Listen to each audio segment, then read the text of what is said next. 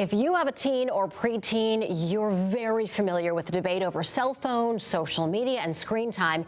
And with new recent reports showing just how harmful social media can be, parents are re-examining phone rules and usage at home. And that in itself can cause a lot of anxiety. So here to help us get through it is local psychotherapist Nero Feliciano. Nero, thanks so much for being with us. There's a lot to cover, so we're just going to jump right in here. Recently, the U.S. Surgeon General says he believes 13 years old is still too young for children to be on social media platforms because kids are still developing their identity. This is even though the rules will allow them to be on at 13. What were your initial thoughts when you heard what the Surgeon General said? I 100% agree with him because so much of their identity is still not formed, and social media immerses them in a world of constant comparison and an alternate reality. So it's hard to develop a sense of self when the reality that you're comparing it to is not actually real and often filtered. So the younger you are, the more dangerous it is. All right, now I have to ask some hardline answers here. A lot of parents want to know, should kids be allowed to have their phones at all times a day? What do you suggest? Absolutely not. Absolutely not, because it is an addictive device.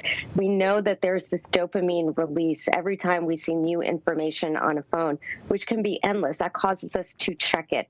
And that excessive usage of the phone, one we know in studies correlates to higher rates of anxiety and depression in kids and adults, but also it affects motivation. So we need limits around when they can use it. There needs to be no phone times in our households, such as dinner time, maybe when there's family time.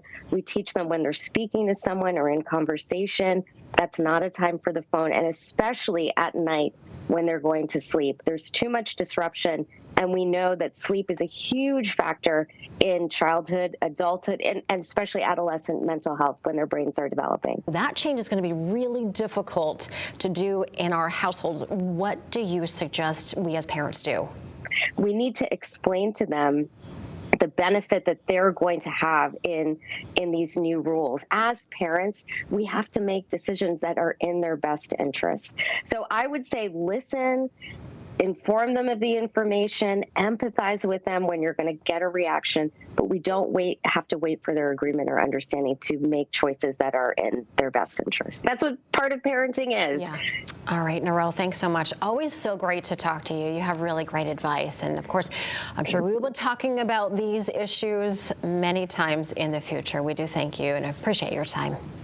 Oh, my pleasure, and great to see you.